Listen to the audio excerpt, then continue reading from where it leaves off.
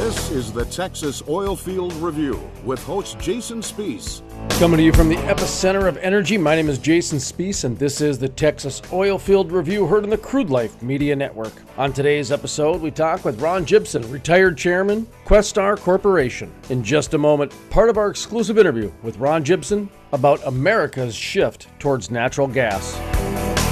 Over the past few months, I've told you about how unbelievable hatch coaching is. Well, don't just take my word for it. Listen to what Greg Tavine of Emerging Prairies has to say about hatch coaching. I got to watch him give a talk at TEDx Brookings, and I saw him come into his own where he shared uncomfortable things from his past in a way that created a teaching environment. And Eric's somebody that could easily lead with all he's accomplished, and it's a long list. To find out more information about hatch coaching or to have Eric Hatch come to your company or event, visit coachingwithhatch.com. That's coachingwithhatch.com.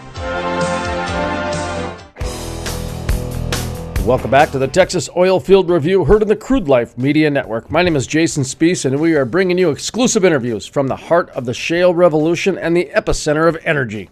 Up next, Ron Jibson, retired chairman for Questar Corporation, about America's shift towards natural gas. The shale plays have been a paradigm shift in our industry. We always knew there was gas in the shale, but we never could economically get that gas out. Now with the technologies of horizontal drilling and the ability to continue to use fracking isn't new. We've been doing it for 25 years. But with the technologies, we're able to not only get the gas out of the shale, but get it very economically, some of the lowest cost plays. And so, as a result of that, you now have an abundance of natural gas that we've never had before. For many, many years, dating back to the 70s with President Carter, when he said, we're going to be out of gas in the next 8 to 10 years. He was right. We had an issue at that time. But as always, the ingenuity and smart people found ways to change that and found ways to develop the natural resources and do it very effectively and prudently. We can now look at natural gas beyond just space heating and water heating. We can look at it for enhanced power generation, continued building more and more plants on natural gas. It's a backup to all renewable energy, and at the same time we can use it for natural gas for transportation and do all of this. So we can even look at exporting natural gas, which 6 years ago we were considered an importing country. Now we're looked at as an exporter of natural gas.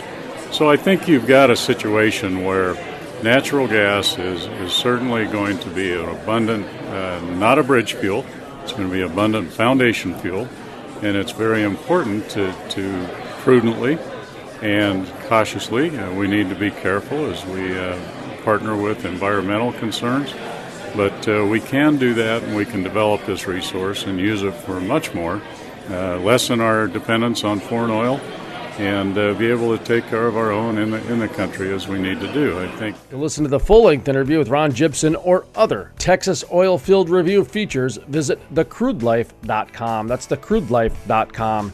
The Texas OilField Review is also on social media. Check out our entire network at thecrudelife.com. That's thecrudelife.com. From the staff of the Texas OilField Review, we're asking you to be happy, be safe, and keep it turning to the right. The Texas OilField Review is sponsored by thecrudelife.com.